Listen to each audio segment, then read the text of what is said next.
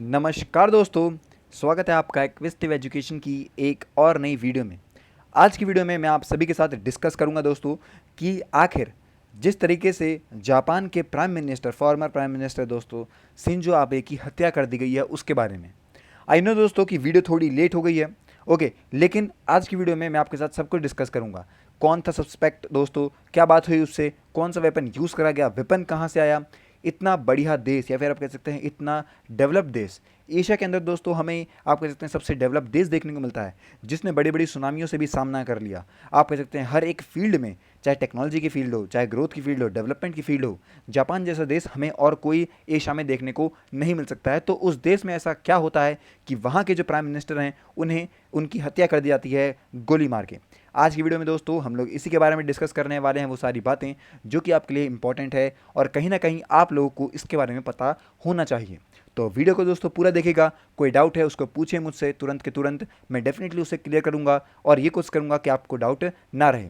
अगर आपके पास कोई दोस्तों सजेशन है हमारे लिए तो उसको भी पूछिएगा कमेंट सेक्शन में। मैं डेफिनेटली कोशिश करूंगा कि आपके सजेशंस पे काम किया जाए और आप लोग को बेस्ट क्वालिटी कंटेंट देने की कोशिश करूंगा। अब देखिए दोस्तों, जापान एक ऐसा देश जहाँ पे सिर्फ गन रखना ही एक वायलेंस आता है। रेयर केसेस में वहाँ पे गन वायलेंस हमें देखने को मिलता है। उस देश के अंदर वहाँ के जो फॉर्मर जापानीज लीडर हैं शिंजो आबे, वहाँ पे आप कह सकते हैं उनकी गोली मार के हत्या कर दी जाती है। ऐसा क्यों होता है? शिंजो आबे को, जो कि इतने बढ़िया लीडर हमें देखने को मिलते हैं, जिनकी आप कह सकते हैं निगरानी के अंदर जापान काफ़ी ज़्यादा डेवलप होता है, तो उनको या फिर उनसे किसको दिक्कत हुई, उसने ऐसा क्यों काम करा है, इन सभी के बारे में आगे वीडियो में डिस्कस करेंगे। देखिए दोस्तों, हुआ दरअसल ऐसे कि जो शिंजो आबे हैं ये गए थे कैंपेन स्पीच को देने के लिए वेस्टर्न सिटी नारा के अंदर फ्राइडे को, और वहीं पे आप कह सकते हैं 10 मीटर की दूरी से ही उनको पीछे से किसी ने गोली मार दी। दो दोस्तों यहाँ पे गन शॉट जो हैं वो सुनाई दिए थे। उसके बाद तुरंत ही जो उनके सिक्योरिटी पर्सनल हैं उन्होंने टैकल करा उस आदमी से, उसे पकड़ लिया। उस व्यक्ति को बताया जा रहा है कि ग्रे टी शर्ट थी, खाकी ट्राउज़र था उसका और उसने एक फेस मास्क पहना हुआ था। फिर जो उनके यहाँ पे सिक्योरिटी गार्ड्स हैं उन्होंने तुरंत पकड़ा आप कह सकते हैं उसको, और बिल्कुल आप कह सकते हैं उसे गिरफ्तार कर लिया। कौन था शूटर? देखिए, जो गनमैन है दोस्तों उसे आइडेंटिफाई किया गया है एज तेत्सुआ। ये 41 ईयर के अनएम्प्लॉयड फॉर्मर मेंबर थे दोस्तों, ये Japan marine time self defence force Japan navy के। और दोस्तों ये इन्वेस्टिगेट करा गया और ये बोला गया कि इन्होंने ही कंफर्मेशन दी है अपनी एबे की डेथ्स को लेके। एनएचके की रिपोर्ट के हिसाब से दोस्तों इन्होंने काम करा था, मतलब इन्होंने क्या बोल रहा हूँ, इस व्यक्ति ने जिसने आप कह सकते हैं हत्या करी है उसने 2002 से लेकर 2005 तक काम करा था। और यहाँ बता दूं कि आशी जो सिम्बन न्यूज़पेपर है वहाँ पे ये बोला गया है कि आप कह सकते हैं जो वर्किंग है इसकी वो फोर्क लिफ्ट ऑपरेटर की थी, आप कह सकते हैं क्योतो प्रीफेक्चर के अंदर। ये बताया है आप कह सकते हैं वहीं के न्यूज़पेपर ने। अब सस्पेक्ट ने क्या कहा है? देखिए, सस्पेक्ट पुलिस वालों से ये कहता है कि इनिशियली उसका ये प्लान था कि वो अटैक करेगा leader of the religious group, okay.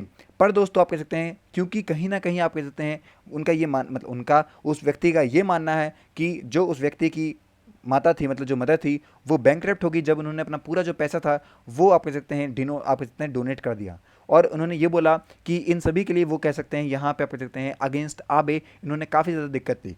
Police वालों ने ये भी अलाई करवाते हुए बोला कि फॉरेन प्राइम मिनिस्टर जो है वो प्रमोट करते हैं रिलीजियस ग्रुप जापान के अंदर, तो उन्होंने उसकी हत्या करने के लिए यही सोचा।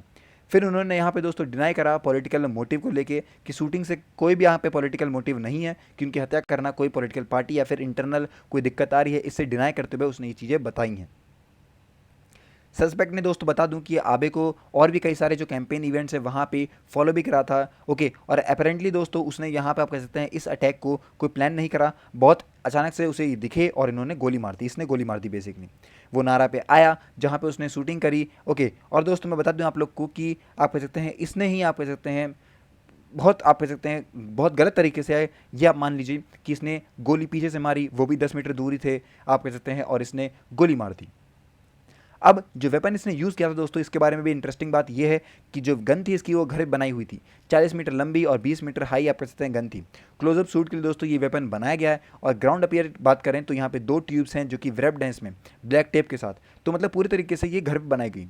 सस्पेक्ट बोलता है दोस्तों कि जो वेपन है ये 6 राउंड मार सकता है एक बार में, ये सारी चीज़ें बताई हैं ऑफिशियल्स की माने दोस्तों। तो इसके अंदर यहाँ पे आप कह सकते हैं कुछ आप कह सकते हैं फ्रेगमेंट होल्स लॉस थे कैंपेन में कार पार्किंग के अंदर, जो कि 20 मीटर दूर थे आबे से ही, वहीं से आप कह सकते हैं इसने गोली मारी थी।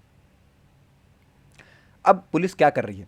इतने बड़े व्यक्ति, भारत आपका भारत बोल रहा हूँ, जापान जो देश है उसकी इतनी बड़ी आप कह सकते हैं लोग, इतना बड़ा इंसान वहाँ का जो कि प्राइम मिनिस्टर रह चुका है, उसकी हत्या हो जाती है, तो पुलिस क्या करती है इसको लेके? पुलिस ने क्या करा दोस्तों, सस्पेक्ट के रेसिडेंस पे गए वो लोग, उन्होंने वहाँ से कई सारी आप कहते हैं गन्स वगैरह जो थी वो बरामद करी, एक्सप्लोजिव यहाँ पे चीज़ें बरामद करी, जो सीन था हैंडक्राफ्ट वेपन्स वो बनाता था। और दोस्तों सस्पेक्ट ने पहली बार आप कह सकते हैं अरेस्ट हो चुका है वो अटेम्प्ट मर्डर को लेके। पर दोस्तों संडे पे उस पर एक और चार्ज आ गया कि उसने मर्डर ही कर दिया। पहला उस पर केस था कि अटेम्प्ट करा उसने मर्डर का, लेकिन अब दोस्तों यहाँ पे उस पर पूरी तरीके से मर्डर का केस है, आबे की डेथ का। तो ये सब हमें पता लगता है बेसिकली कि आखिर क्या हुआ है शिंजो आबे के साथ और क्या बातें हैं जो कि आपको पता होनी चाहिए। तो आई होप दोस्तों कि अब आपको पता लगा होगा कि जापान में क्या हुआ है। ओके, अगर और भी ऐसी वीडियोस देखनी है तो सब्सक्राइब कीजिए हमारे चैनल को। मिलते हैं नेक्स्ट वीडियो में, तब तक के लिए have a nice day and take care.